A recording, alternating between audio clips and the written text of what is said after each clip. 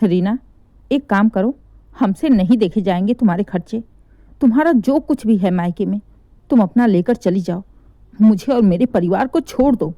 गुस्से में रवि अपनी बहन रीना के आगे हाथ जोड़ते हुए बोल पड़ा। रवि की बात सुन मुंह बनाती हुई रीना बोल पड़ी, वाह भैया वाह, ऐसा भी क्या कह दिया मैंने जो इतना भड़क गए? ऐसा भी क्या मांग लिया?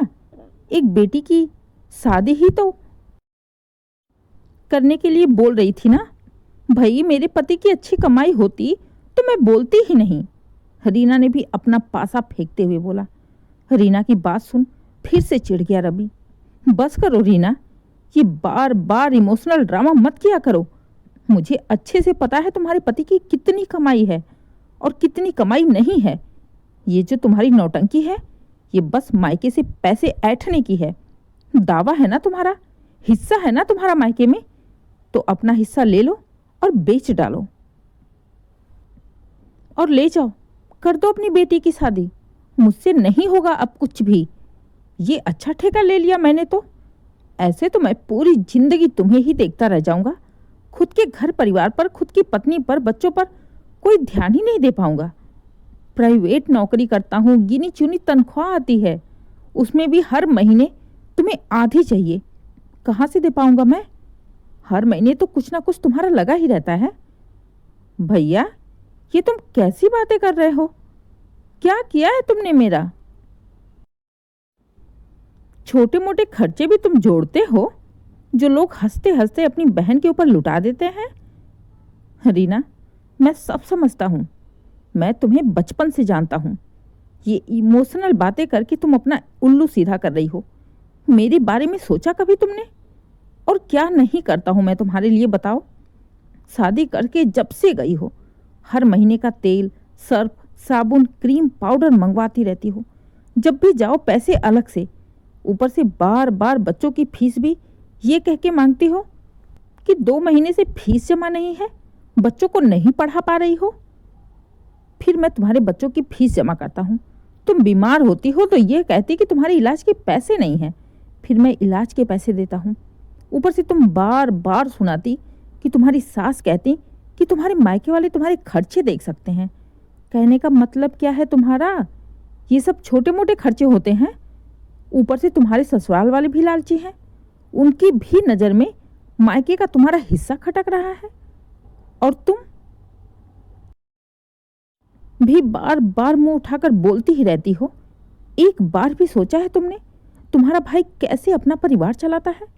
अलग से पैसे नहीं पाता हूं मैं, तनख्वाह ही पाता हूं। मेरे भी बच्चे हैं, उनकी भी पढ़ाई लिखाई है, घर के खर्चे हैं, बीमारी है, बहुत सारी चीज होती है। साफ साफ बोलो ना कि हमने तुम्हारा हिस्सा लिया हुआ है तो पूरी जिंदगी तुम्हारे खर्चे उठाएंगे। रवि का गुस्सा देख अब रीना की बोलती बंद हो गई थी। आखिर रीना बोले भी तो बोले क्या? बात भी सही थी।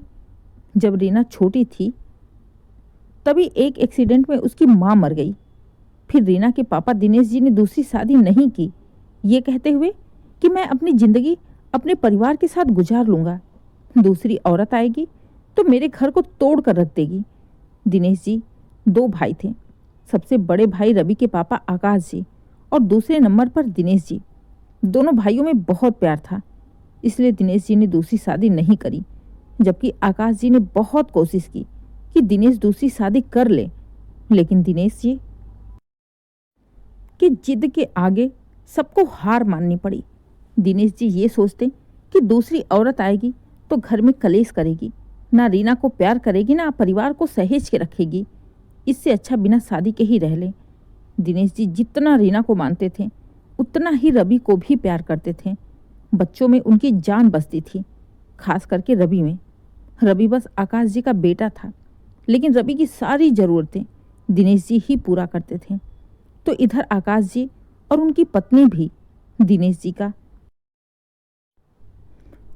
खूब ख्याल रखते थे, उनकी इज्जत करते थे। रवि की माँ दिनेश जी का खूब ख्याल रखती, छोटा देवर, छोटा भाई या बेटा समझकर। कभी भी दिनेश जी को कोई कमी महसूस नहीं होने देती। टाइम पर खाना, पानी, उनके कपड़े धोना, प्रेस करना, यहाँ तक कि रीना को भी कभी माँ की कमी महसूस नहीं होने दी। कहीं ना कहीं रवि से ज़्यादा रीना पर ध्यान देती थी। क्योंकि वो लड़की थी। लेकिन इन सब के बावजूद भी रीना जैसे जैसे बड़ी होती गई, उसके मन में अपनत्व की भावना आती गई। उसके मन में ये आ गया कि इस घर में, इस प्रॉपर्टी में मेरा आधा हिस्सा है।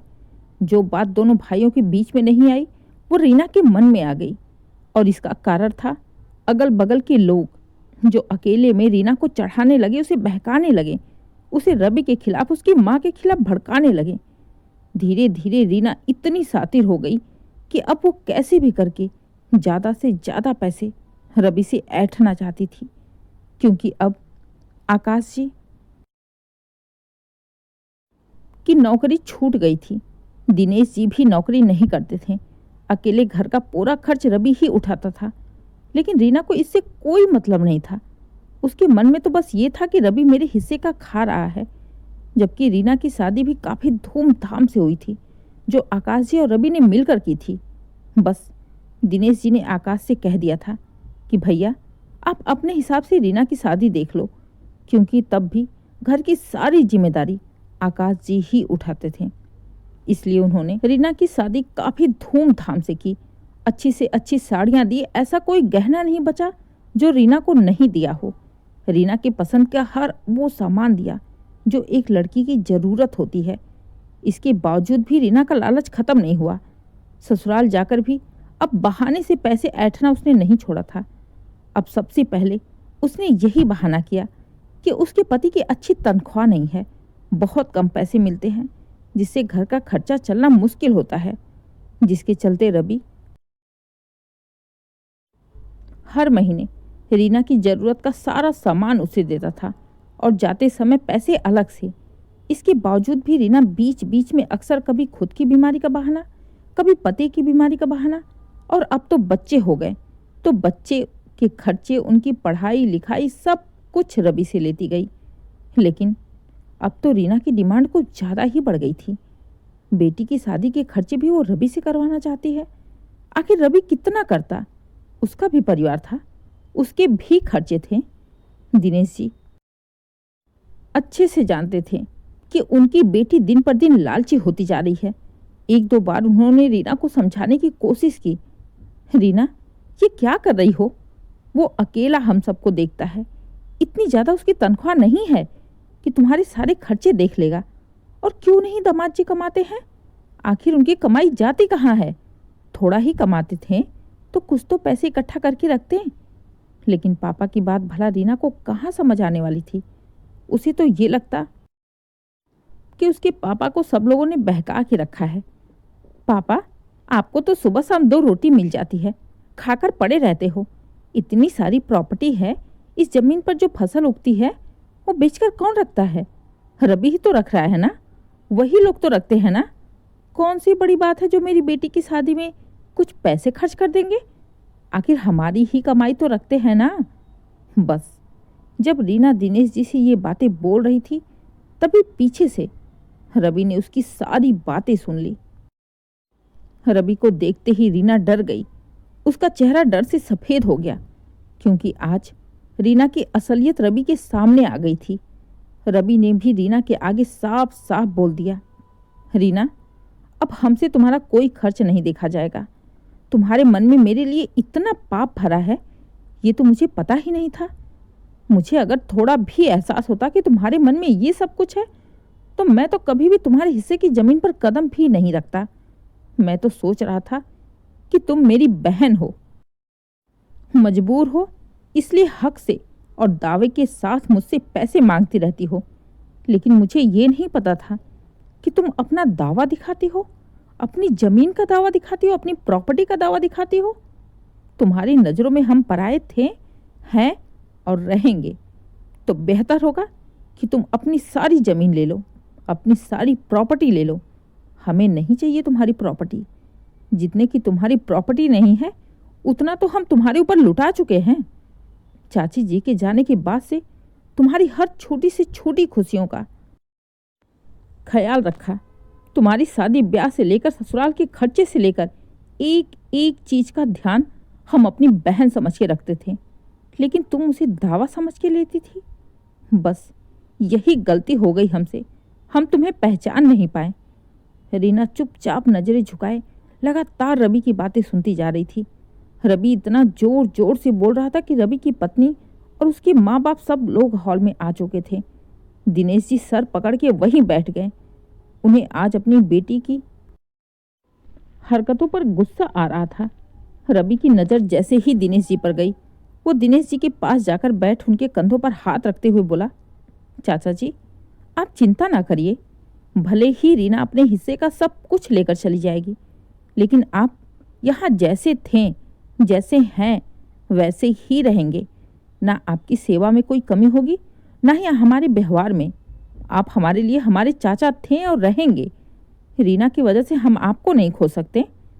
इतना सुनते ही दिनेश जी रवि को गले लगाकर रो पड़े। नहीं बेटा नहीं, रीना कौन होती है फैसला लेने वाली? जिस प्रॉपर्टी पर ये हक जता रही है वो प्रॉपर्टी मेरी है। ये तो मैं डिसाइड करूंगा ना कि मुझे किसे देना है किसे नहीं। कहते हुए दिनेश जी गुस्से में उठे और रीना को डांटते हुए बोले, रीना तुम्हें शर्म नहीं आती?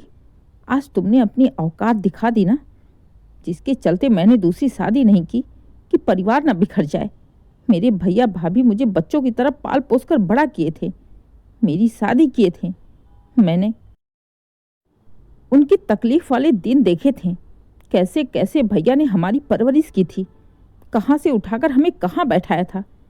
तुम्हारे माँ के जाने के बाद भी भाभी ने तुम्हें माँ की कमी महसूस नहीं होने दी। ये तो तुम्हें भी अच्छी तरह से पता है। तुम्हारी शादी में मुझे कुछ करना नहीं पड़ा। एक एक चीज जिम्मेदारी खुद रवि ने ली थी। पानी की तरह पैसों को बहाया था, ये तुमने नहीं देखा, लेकिन मैंने देखा था। तुमने क्या देखा? बस अपनी जमीन, अपनी प्रॉपर्टी, अपना हिस्सा। जिस चक्कर में मैंने दूसरी शादी नहीं की, तुम वही करने आई हो, मेरा घर तोड़ने आई हो। अरे ये तो तुम्हें तुम्हारा हिस्सा देने को तैयार है, दे भी देगा और तुम लेकर चली भी जाओगी। मुझे इतना विश्वास है तुम्हारे ऊपर। तुम्हें तो मेरी भी चिंता नहीं रहेगी। तुम्हारी हरकत के बाद मैं कैसे रहूँगा? इस बुढ़ापे में मैं कैसे अकेले बनाऊँगा खाऊँगा? क्योंकि इतनी तो हिम्मत नहीं है कि अपना हिस्सा लेने के बाद भी मैं जाकर सबके साथ बैठकर खा सकूँगा, सबके साथ मिलकर रह सकूँगा। तुम तो चली जाओगी, मेरा क्या होगा? सोचा है तुमने? ले चलोगी मुझे अपने ससुराल, रखोगी वहां पर? अब रीना एकदम से सन्न रह गई। इतना दूर का तो उसने सोचा ही नहीं था। लेकिन फिर कुछ सोचते हुए रीना ने कहा, पापा बस मैं अपनी बेटी की शादी के लिए ही तो कह रही थी, इसमें इतनी बड़ी बात कहाँ से आ गई? कहाँ की बात कहाँ लेके आ गए आप लोग? और रही बात आपकी, तो आप क्यों अकेले रहेंगे? आपकी तो प्रॉपर्टी है, जो लेगा वो करेगा ही ना। अभी भी रीना समझने को तैयार नहीं थी। दिनेश जी रीना की ऐसी बचकानी बातें सुन गुस्से में चीख पड़े। हाँ तो चल, मैं सब कुछ तेरे नाम करता हूँ, लेकिन चल तू मुझे अपने ससुराल लेकर, मेरी सेवा करना, पूरी जिंदगी मेरे खर्चे देखना, मेरी रोग का, बीमारी का दवा इलाज सब कुछ देखना। बोल करेगी? पहले तो पापा का गुस्सा देख रीना डर गई, फिर ससुराल ले जाकर रखना, ये तो बहुत बड़ी बात थी। इसके लिए ना उसके सास ससुर तैयार होंगे और ना ही पति तैयार होगा, फिर वो कैसे हाँ कर दे? कुछ सोचते हुए रीना बोली, नहीं पापा, मैं आपको अपने साथ ससुराल नहीं ले जा सकती। मैं क्या कह रही, आप थोड़ी सी ज़मीन बेच दीजिए, जिससे मैं अपनी बेटी की शादी कर दूं, और बाकी ज़मीन तो रहेगी ना, तो आप आराम से यहाँ पर रह के सबके साथ। खबरदार रीना, जो तुमने एक शब्द और भी बोला तो बहुत मैंने तुम्हारी ये बेहुदी बातें सुन ली। अब और नहीं। जैसे लड़कियां मायके आकर इज्जत से रहती हैं, खाती हैं, पीती हैं और इज्जत से विदा होकर चली जाती हैं, वैसे ही तुम भी चली जाओ, वरना ऐसा ना हो कि मैं कुछ ऐसा कर बैठूं कि दोबारा मायके आने के बारे में तुम्हें 100 बार सोचना पड़े। आज तुम अभी अपनी बेटी की शादी के लिए आधी जमीन बेचने को कह रही हो, कल बेटे की शादी के लिए बेचोगी, परसों तुम्हारा पोता होगा, उसकी प्रॉब्लम होगी, बहू आएगी, उसे दिक्कत होगी। ऐसे तो पूरी जिंदगी सब तुम्हें ही देखते रह जाएंगे। अगर यही मेरा एक और बेटा होता तो तुम्हारी जबान नहीं चलती, लेकिन शायद मेरा बेटा भी होता तो मेरी इतनी सेवा नहीं करता, इतनी देखभाल नहीं करता, इतनी इज्जत नहीं करता जितना रवि करता है। लेकिन तुम्हारी हरकत की वजह से मैं उसे भी मुंह दिखाने के लायक नहीं रहा। आज मुझे ये कहते हुए जरा भी संकोच नहीं हो रहा कि काश अपनी माँ की जगह तुम ही चली गई होती। बिना औलाद के ही हम अपनी ज़िंदगी गुजार लेते। अरे कौन सी ज़मीन की बात कर रही हो तुम? जितने की ज़मीन नहीं रही उससे ज़्यादा तो तुम्हारे ऊपर ये लोग लुटा चुके हैं। उसका भी हिसाब दे दो। जितना इन लोगों ने तुम्हारे ऊपर खर्च किए, हर महीने जो खर्च जाते हैं, उन सब की एक एक पाई का हिसाब दे दो। इसके बाद जो बचेगा वो लेकर चली जाना। कहते हुए गुस्से में दिनेश जी बाहर चले गए। रवि भी चुपचाप उठकर दिनेश जी के पीछे पीछे चला गया। बाकी घर के लोग भी रीना को बिना कुछ बोले चुपचाप चले गए। अब रीना अकेली हॉल में रह गई थी। पापा की बातें उसे तीर की तरह लगी थी। अभी भी वो समझने को तैयार नहीं थी और गुस्से में अपना बैग लेकर ससुराल जाने लगी। जाते जाते उसने दिनेश जी से कहा, पापा आप भी आज से समझ लेना कि आपकी बेटी आपके लिए मर गई है। आपको ये घर, ये लोग मुबारक हो। अपनी बेटी को भूल जाना आप। आज के बाद रीना की बातें सुन दिनेश जी भी गुस्से में चीख पड़े। हाँ हाँ जाओ। जिसकी तुम्हारी जैसी बेटी होगी वो बे औलाद ही रहना पसंद करेगा। आज तुमने मेरा सर में से नीचे कर दिया है। अरे ऐसे घर में तेरी शादी की है कि तेरी जिंदगी आराम से कट जाएगी। और तेरे पति की कितनी कमाई है ये हम सबको पता है। ऐसे नहीं तुम्हारी शादी कर दिया था हमने, लेकिन तेरे लालच ने आज सब कुछ बर्बाद कर दिया। जहाँ तेरे इसी लालच की वजह से तुम्हें अपने भाई बाप, अपना मायका भी छोड़ना पड़ रहा है। तुम्हारी जैसी स्वार्थी बेटी भगवान दुनिया में किसी को ना दे। जो अपने बाप की सगी ना हो सकी वो भला किसी की क्या सगी होगी।